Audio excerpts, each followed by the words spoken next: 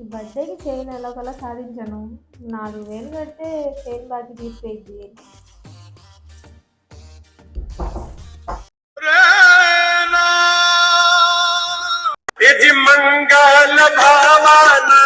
ఏం మా సంగతులు?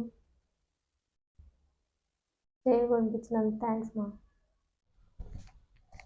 సరే మా, ఉంటా.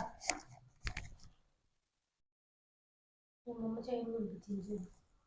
నువ్వు బట్టలు కొనిపించమంటే బట్టలే కొనిపించలేదు. చైన్ మమ్మ చైన్ కొనిపించింది. అమ్మ కొనిపించిందా? మమ్మ కొనిపించింది. సంక్రాంతి పండుగ బట్టలు కొనిపించమంటేనే కొనిపించదు కదా, చైన్ ఎట్లా కొనిపించింది? అంటే మమ్మ నీకు ఇప్పటి వరకు ఏం కొనిపించలేదా? ఏదో తేడాగా ఉంది. ఏం తేడా ఏంది?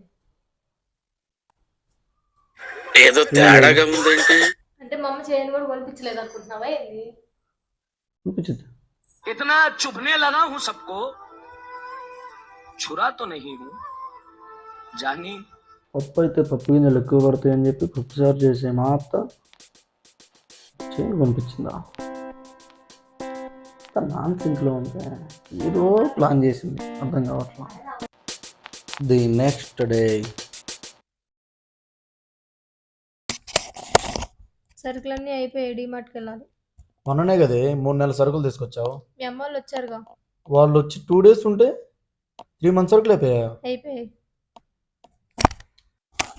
లేకుండా నేనేం చేసేది? తెస్తే ఉంటా, లేకపోతే లేదు. సరే, నాకు రావడానికి కుదరదు కానీ నువ్వే వెళ్ళి తీసుకొని రా. డీమార్ట్కి అని చెప్పి డబ్బులు తీసుకున్నాను. చైన్ బాకీకి ఇచ్చేస్తే సరిపోయింది. హలో, మీకు చైన్కి 4,000 డబ్బులు పంపించారు కదా, ఫోన్పే చేస్తున్నాను, చూసుకోండి. సరే. ఇదేంట్రా అయితే? అరే టు బి కంటిన్యూ.